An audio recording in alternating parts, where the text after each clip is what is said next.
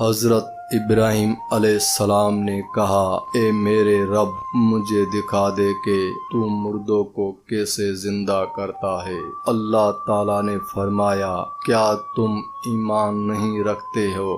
جس پر حضرت ابراہیم علیہ السلام نے فرمایا، کیوں نہیں، لیکن دل کا اطمینان چاہتا ہوں۔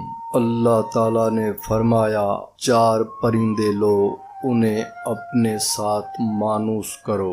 حضرت ابراہیم علیہ السلام نے 4 پرندے لیے، ایک کبوتر، دوسرا مور، تیسرا مرغ اور چوتھا کوا۔ حضرت ابراہیم علیہ السلام نے اور دانہ دینا شروع کیا، یہاں تک کہ وہ حضرت ابراہیم علیہ السلام کے پکار پر لبیک کرنے لگے تھے۔